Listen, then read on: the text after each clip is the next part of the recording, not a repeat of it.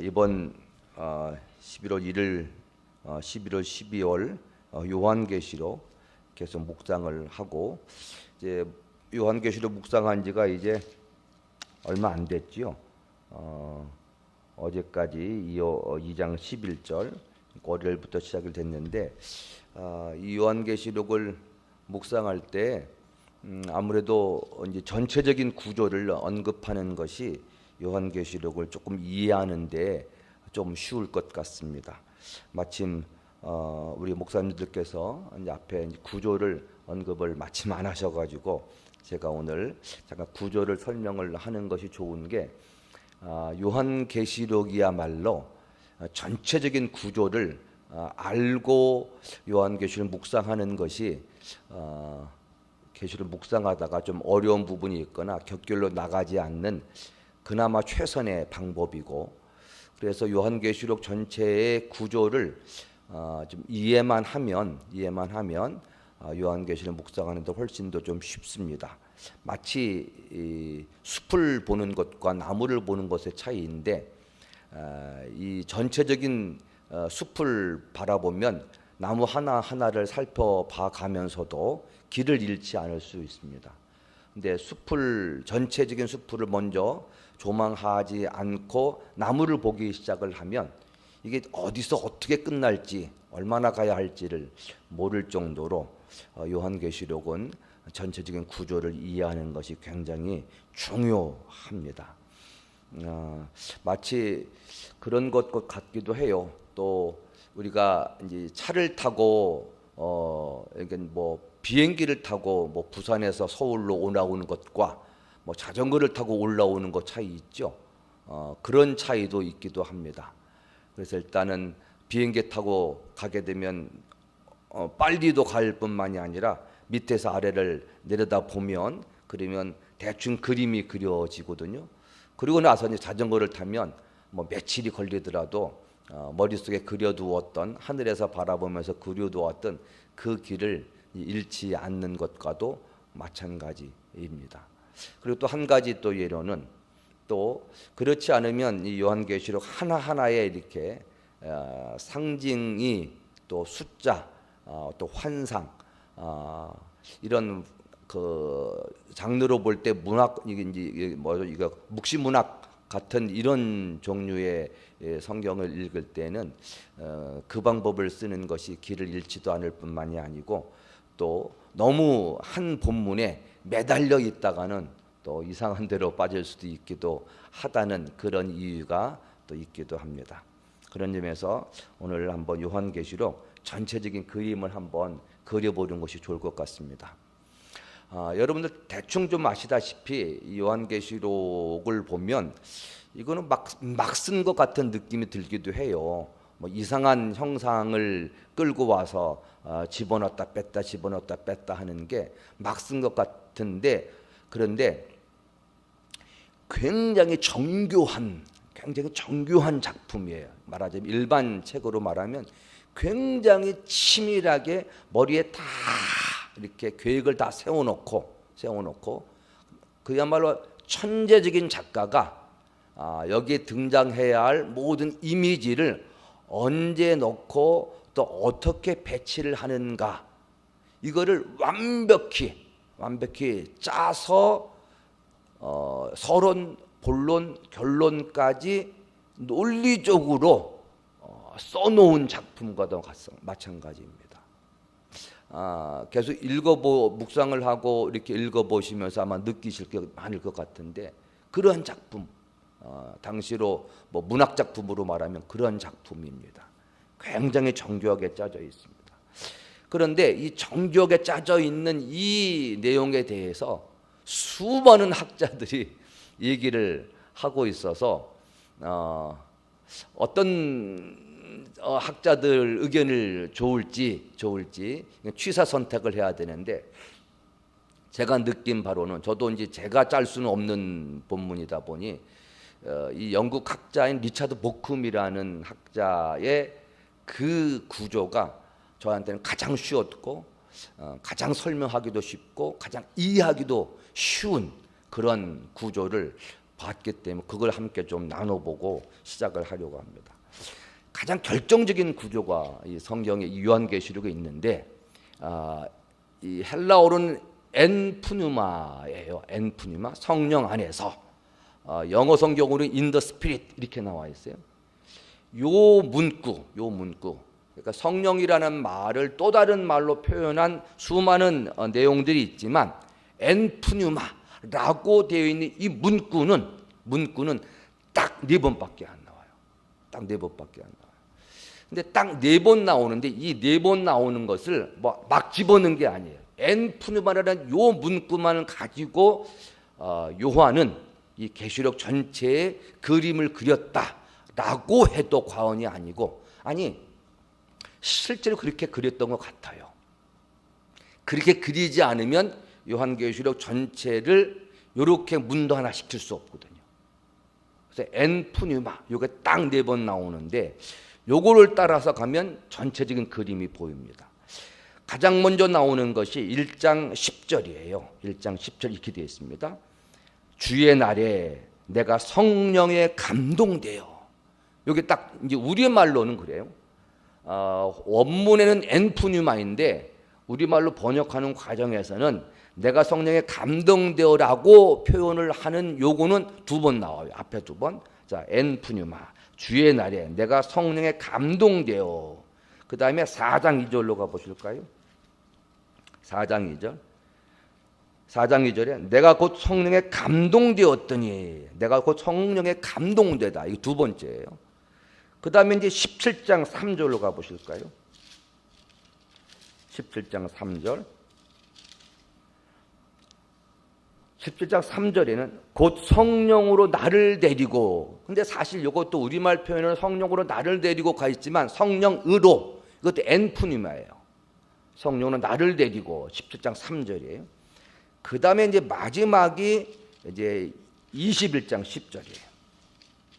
21장 10절.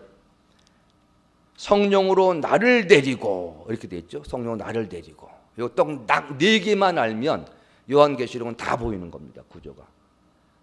근데 이것도 역시 요 구조를 가지고 요한은 저자의 요한은 요 구조를 가지고 성경을 4문단으로 나눴다라고 말할 수 있을 정도입니다. 근데 이거를 리차드 복쿰이 이거를 딱 구조화 시켰어요. 그럼 이게 이제 엔푸뉴마, 내가 성령 안에서 혹은 성령으로 나를 데리고, 요거를 어떻게 하면 문장이 나눠진 거냐? 일단 요한계시록 서론 결론이 있습니다. 서론이 1장 1절부터 8절 가지고 결론은 22장 5절부터 마지막 절까지예요. 그러면 그 안에 본론격인 곳에 환상이 딱 4개 나와요. 딱 4개 나오는데 환상이 4개 매 개 나올 때마다 엔푸뉴마가 있어요. 엔푸뉴마 한다면 환상, 엔푸뉴마 환상, 엔푸뉴마 환상, 엔푸뉴마 환상 딱 이렇게 나와요. 딱 4개. 그래서 큰 환상이 딱 4개 나오는데 첫 번째 환상에는 뭐가 나와요? 7교회가 나와요. 그래서 1장 10절에 엔푸뉴마, 내가 성령으로 감동되어라고 이 문구로 시작을 하면서 환상이 나오는데 그게 7교회 환상이에요. 그리고 2번째 4장 2절이었죠.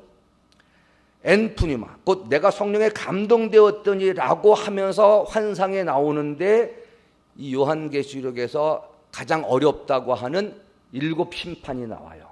그래서 인나팔 대접. 그래서 7개 도장 인을 뗄 때마다 하나님의 심판이 떨어지고 또 매 7개의 나팔이 불 때마다 하나님의 심판이 떨어지고 7개의 대접이 쏟아 엎어질 때마다 하나님의 심판이 나오는데 이게 7 심판이 여기에 바로 4장 2절부터 엔푸뉴마하고 나와요. 그 다음에 3번째 17장 3절이었죠. 성령으로 나를 데리고 라고 한 다음에 바벨론 무너지는 환상이 나와요. 그다음에 마지막으로 4번째였죠. 21장 10절 성령으로 나를 데리고 하고 난 다음에 마지막 새 예루살렘 환상이 나와요. 이게 딱 4개 환상이에요. 그리고 나서 이게 이제 대분류, 환상의 대분류예요. 그 다음에 이제 요 77 심판이나 바벨론이나 뭐 새 예루살렘 요럴 때의 중심판 혹은 중환상, 대분류, 중분류 해가지고 한 40여 개 정도의 자잘한 환상들이 등장을 해요. 그래서 전체의 구조는 여기 엔푸뉴마 1장 10절, 그다음에 4장 2절, 17장 3절, 20장 10절. 이게 성경의 가장 중요한 큰 환상들 4개가 이렇게 엔푸뉴마로 나눠집니다.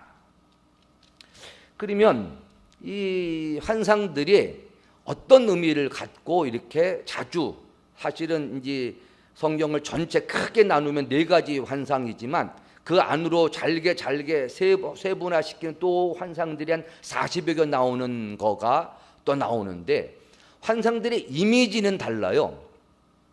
그런데 이 환상들이 어떤 목적으로 이렇게 환상들이 쭉 펼쳐져 나가느냐, 요게 이제 이단이냐 아니냐가 갈려지는 싸움인데, 이게 이제 이거를 환상, 이 성경에 나와 있는 환상 순서들을 연대기적으로 사건이 쭉 이어져 간다고 하는 것이 이단이 자주 사용하는 환상 분류 방법에, 특별히 이단이면서도 아닌 것 같은 세대주의는 독특하게 요게 환상이 쭉 사건이 역사적으로 펼쳐져 나간다. 연대기적 순서로.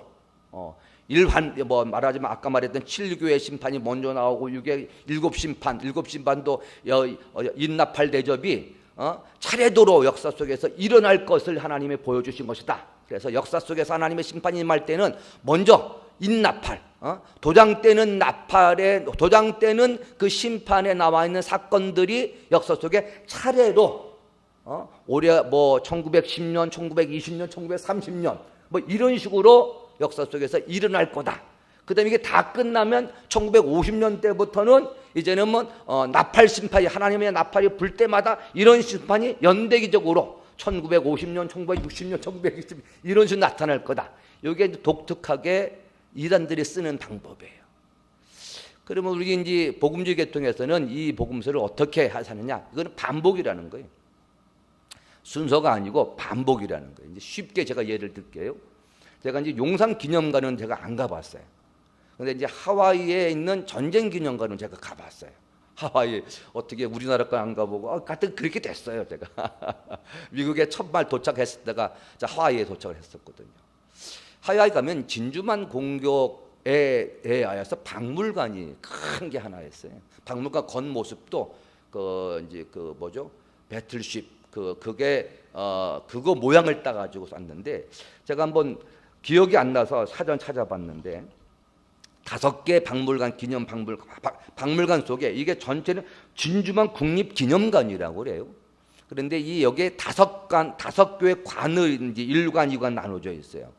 근데 1관에는 애리조나호, 요게 요때 파괴된 전함, 이게 이제 1관. 2관은 미주리 전함 기념관이에요. 이게 진주점 공습 4년 후에 이제 메가다 장군이 일본의 무조건 항복을 받아들일 때 미주리 전함에서 사인을 했다는 거예요. 그래서 요거 2관. 근데 3번째 관은 그다음에 보급힌 잠수함 박물관이에요. 요게 이제 일본 전함 44대를 파괴한 잠수함이래요.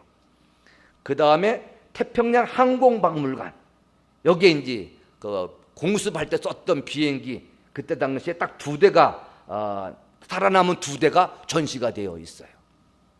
마지막 5관은 오클라호마 기념지라는 건데, 이때 진주만 공습 당시에 승조원 429명의 넋을 기리는 그 위패가 있어요.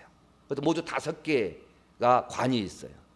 그러면 진주만 공격이라고 하는 역사적 사건을 차례도 1관부터 역사적 순서가 1관, 2관, 3관, 4관, 5관 이렇게 일어난 거냐? 그게 아니라는 거예요. 진주만 공격을 기념하기 위해서 주제별로 한 거예요. 주제별로. 요 5개의 관이. 그래서 뭐 1번 관이 먼저 일어났고 2번 관이 그 다음 해가서 4번, 5번 관이 제일 마지막에 일어난 사건이 그게 아니고 1번하고 5번하고 겹치잖아요. 그런 식으로 요한계시록에 나와 있는 환상들은 역사적 순서로 차례대로 기록된 게 아니고 주제별로 어느 한 주제를 반복해서, 그래서 인나팔 그러면 인나팔에 대한 내용은 그 다음에 도장 때는 이 환상은 나팔 불 때 환상과 겹쳐요. 이게 인 심판이 먼저 있고 나팔 심판이 나중에 나온다는 뜻이 아니고 여기에 있는 것을 또 한 번 나팔 부는 심판으로 한 번 더 강조했고, 대접을 쏟아부을 때마다 심판이 일어나는 환상도 역시 인이나 그리고 나팔이나 요 있던 내용을 또 한 번 대접 심판으로 또 한 번 무섭게 강조를 하는 거예요. 그래서 건전한 우리 개신교 계통에서의 교회에서의 신학은 요한계시록에 등장하는 환상은 반복이 되는 거예요. 주제별로 반복이 된다. 이걸 꼭 기억해 두셔야 됩니다. 그렇지 않으면 이게 이제 역사적인 순서에서 요 사건은 언제 일어날 것이고 하다가 이제 누구의 이장만 아니 진짜 누구예요? 말을 하여튼간 갑자기 저 이름이 생각이 안 나는데 옛날 1989년에 일어났던 이장님이니 전도관 누구니 이런 사람이 나오고, 최근에는 아주 요새 신천지 이런 게 나오기 시작을 하는 거예요. 그래서 요 장면들에 대해서도 우리가 잘 익혀둬야 된다. 이게 이제 바로 환상에 대해서 전체적으로 그리는 그림이고, 그다음에 이제 두 번째로는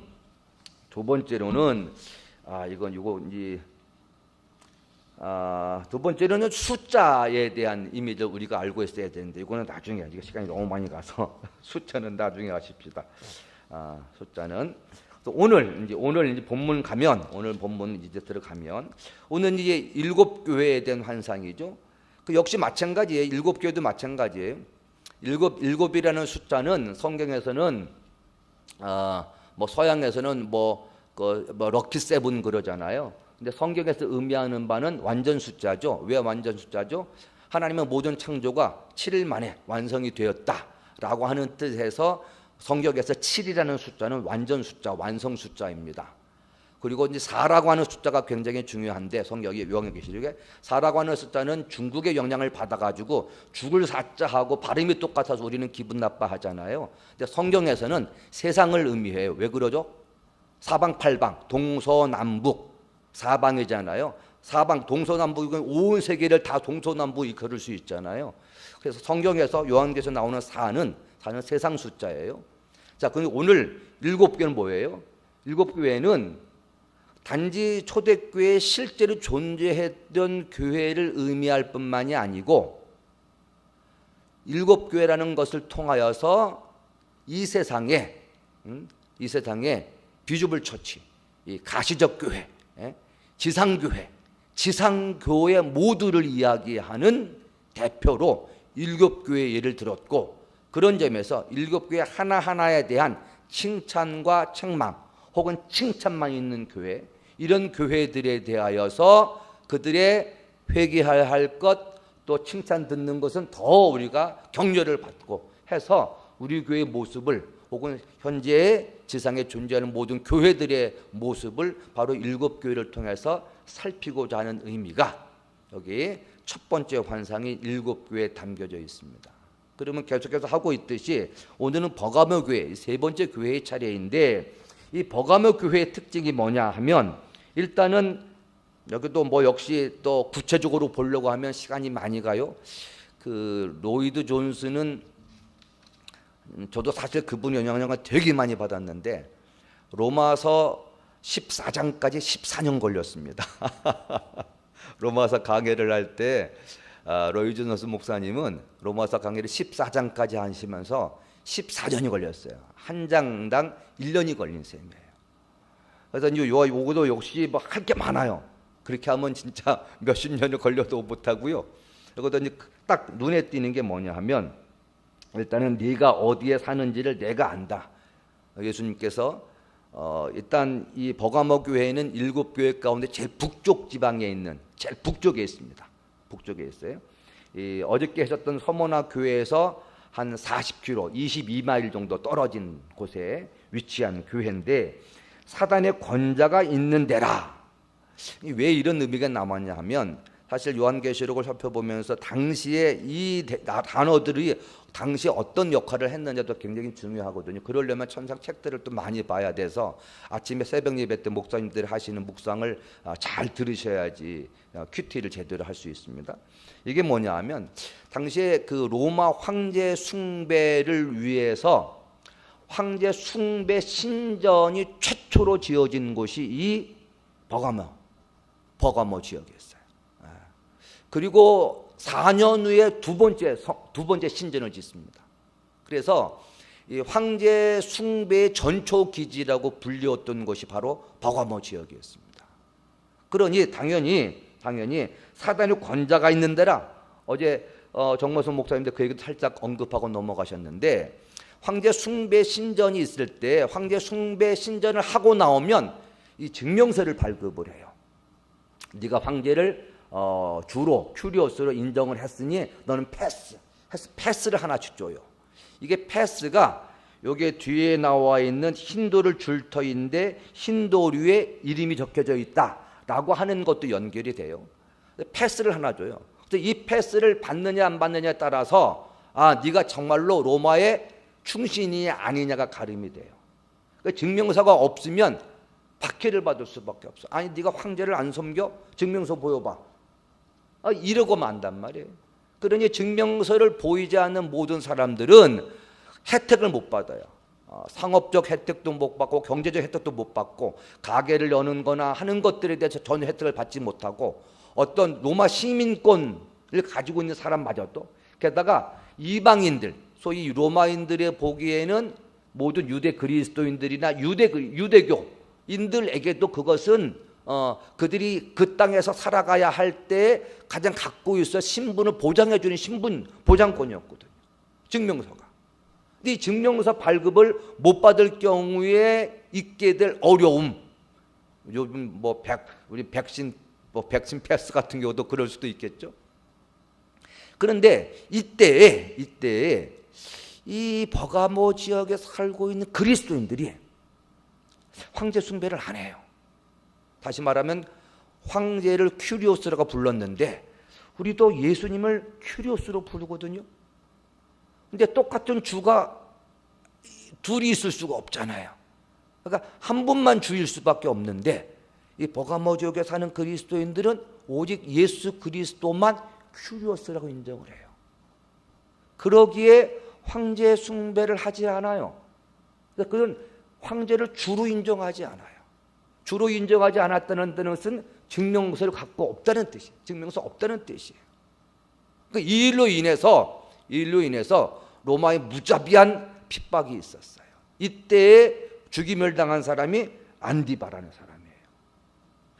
이 안디바가 되게 중요한 이름인데 안디바라고 하는 이름이 어떻게 되어 있냐면 말투스예요.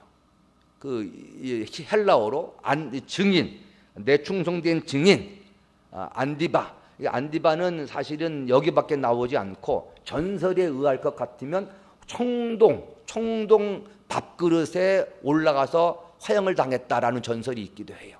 하지만 어쨌든 중요한 것은 그 사람의 이름이 아니고 내충성된 증인 그랬는데 이 증인이 헬라어로 말투스예요. 근데 말투스인데 이 나중에 이게 영어로 말터가 나왔어요. 그 뜻이 뭐냐면 순교자라는 뜻이에요. 그러니까 헬라어로는 증인인데 영어식으로 말투로 바뀌면서 순교자로 바뀌어요. 그 이후에 이 당시는 말투스라는 헬라어를 순교자라는 의미로 사용하지는 않았지만 이게 어떤 의미로 뒤로 영어식으로 바뀌면서 말터, 순교자로 이름이 바뀝니다. 자, 이 사람이 이렇게 순교를 당해야 한다는 것은 어쩌면 사단의 이거 시간이 너무 많아. 사단의 노림수였긴 했는데 이 군대에서도 시범 케이스라는 것이 있잖아요. 시범 케이스. 한 놈만 죽도록 패면 나머지는 공포에 질려서 그 말에 순종할 수밖에 없는데 그러다 보니 다른 모든 사람들 나도 역시 저렇게 죽임을 당하겠구나라고 하는 공포감이 생겨서 그 시범 케이스로 안디바를 죽였지만 이 버가모 교회는 죽임을 당할 때도 나를 믿는 믿음을, 큐리오스라는 사실을, 이거를 그들이 굽히지 않았어요. 죽임을 당하고도 황제를 주로 인정하지 않았어요. 오직 예수 그리스도만 큐리오스, 주로 인정했어요. 이것이 버가모 교회의 특징이에요. 그런데 이것까지는 잘했지만, 그러나 두 가지 책망할 것이 있나니 발람의 교훈을 지켜 따랐고 니골라당의 교훈을 지켰다. 그러니까 외부적으로 오는 억센 핍박에 대해서는 그들이 타협을 하지 아니하고 끝까지 자신의 믿음을 보존하였지만, 그런 내부적으로 일어나는 이단들이 들어오는 것은 봐줬어요.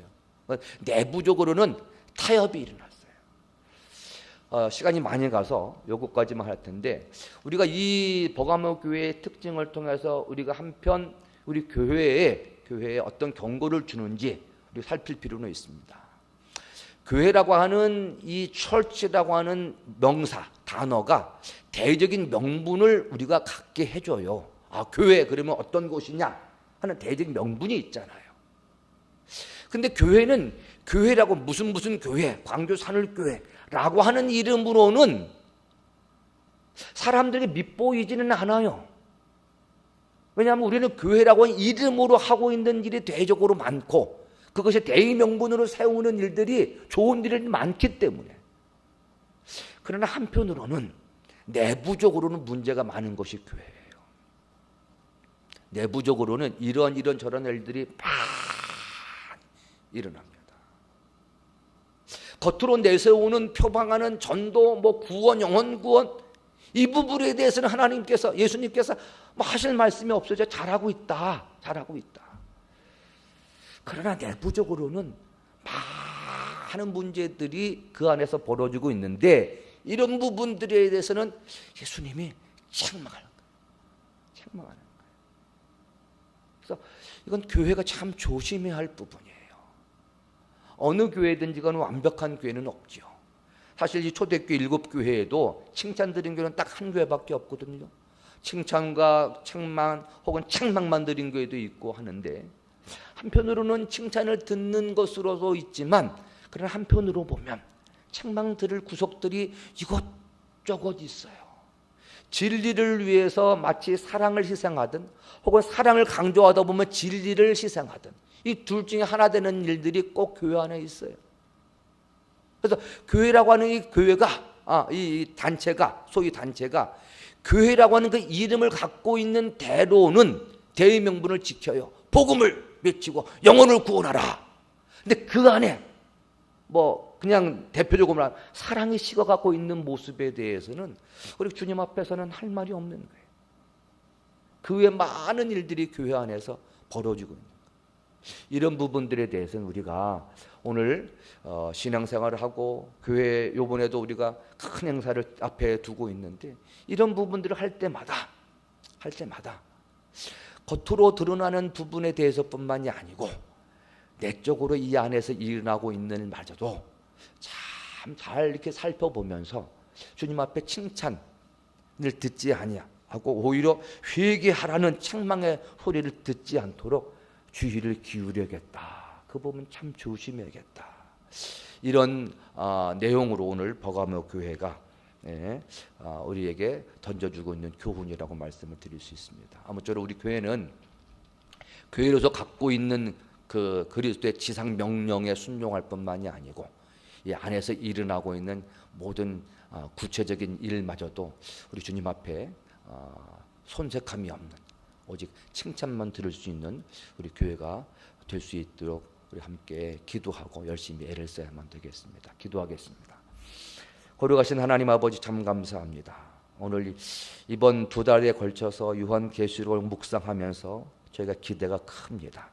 과연 요한계시록을 통하여 우리 교회에, 오늘날 한국교회에 어떤 메시지를 주께서 주시고자 하시는지 귀 기울여 듣게 하시고, 마음을 내려놓고 겸손하게 주님의 말씀을 받게 하여 주셔서 이번 2달의 기간이 우리에게 은혜가 넘치는 그런 기간이 되게 도와주시고, 교회가 온전히 그리스도의 사랑을 회복하는 기간이 될 수 있도록 복을 내리워 주시옵소서. 예수님의 이름으로 기도 올리옵나이다. 아멘. 하늘에 계신